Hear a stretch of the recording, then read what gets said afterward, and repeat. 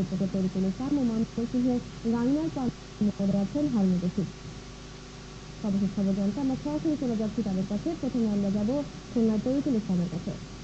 তরিকুল, ধন্যবাদ আপনাকে। আমরা জানিয়ে রাখি যে খুলনায় কিন্তু আজকে অন্যান্য হরতালের থেকে একটু ভিন্ন অবস্থা, অর্থাৎ খুলনায় কিন্তু অহিংস একটি হরতাল চলছে সকাল থেকে। অর্থাৎ হরতালের সমর্থনে আমরা এর আগে হরতালগুলোতে যে সহিংস ঘটনাগুলো দেখেছি, এটা কিন্তু আজকে নাই। শান্তিপূর্ণ হরতাল পালন করছে বাম সংগঠনগুলো।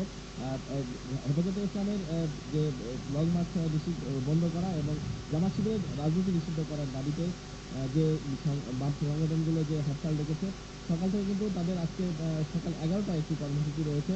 সেটি হচ্ছে খুলনার নগরীর হাদিস পার্ক থেকে তারা সমাবেশ করবে এবং সেখান থেকে একটি হরতালের সমর্থনে একটি মিছিল তারা নগরীতে করবে। এছাড়া যারা গণজাগরণ মঞ্চ, খুলনা শিববাড়ির যে গণজাগরণ মঞ্চ, সেখানের যে সদস্যরা ছিল তারা কিন্তু আজকে অবস্থান করছে নগরীর 0 পয়েন্ট এলাকাতে, এবং সেখানে 0 পয়েন্ট এলাকাতে তারা সকাল থেকে অবস্থান নিয়েছে বলে আমরা জানতে পেরেছি সেখান থেকে।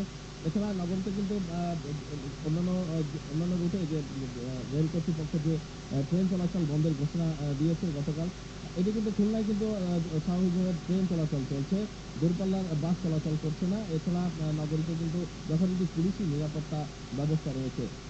আমরা কিন্তু এছাড়া আর কোনো আমরা অপ্রীতিকর কোনো ঘটনা হরতালে আমরা এখনো পর্যন্ত শুনি নাই।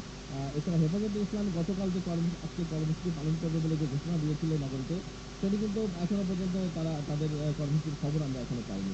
তো এই ছিল মোটামুটি খুলনার হরতালের যে চিত্র।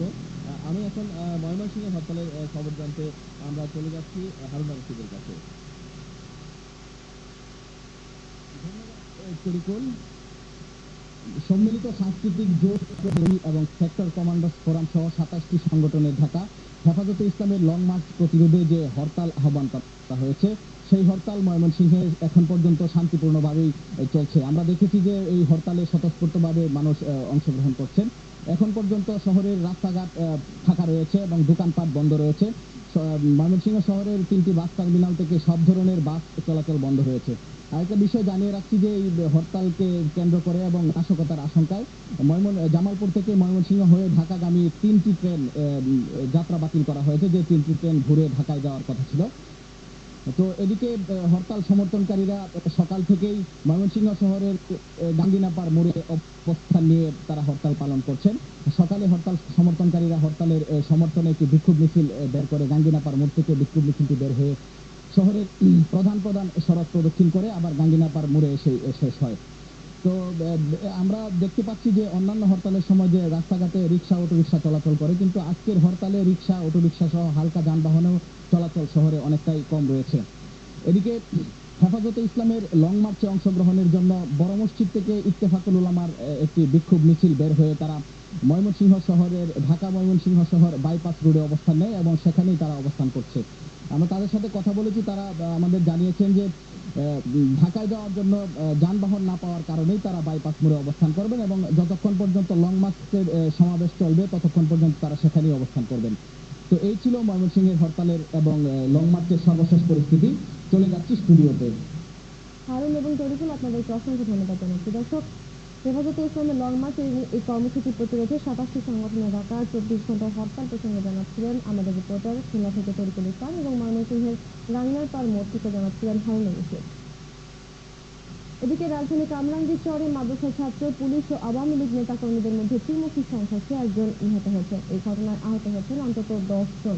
প্রত্যক্ষদর্শীরা জানিয়েছেন, হরতালের নামে সাম্প্রতিক সময়ে দেশব্যাপী সহিংসতার প্রতিবাদে শুক্রবার বিকেলে কামরাঙ্গীচর এলাকায় মিছিল বের করে আওয়ামী লীগ নেতাকর্মীরা। স্থানীয় মাদ্রাসার ছাত্ররা এই সময় অস্ত্রশস্ত্র নিয়ে তাদের উপর হামলা চালালে সংঘর্ষ শুরু হয়। পুলিশ পরিস্থিতি নিয়ন্ত্রণে কয়েক রাউন্ড গুলি বর্ষণ করে। সংঘর্ষে শত্রু ভাই 1 কর্মী নিহত হয়েছেন, আহত হন 10 জন। আহতদের ঢাকা মেডিকেল কলেজ হাসপাতালে ভর্তি করা হয়েছে। আহতদের দেখতে রাতে হাসপাতালে আসেন স্থানীয় সংসদ সদস্য ও আইন প্রতিমন্ত্রী অ্যাডভোকেট কামরুল ইসলাম। নিহতের পরিবারকে সান্ত্বনা দেওয়ার পাশাপাশি আহতদের চিকিৎসার খোঁজ খবর নিয়েছেন তিনি। এদিকে জামাত শিবির কর্মীরা এই সহিংসতার ইন্ধনদাতা কিনা তা খতিয়ে দেখা হচ্ছে বলে জানান পুলিশের লালবাগ জোনের ডিসি হারুনুর রশিদ।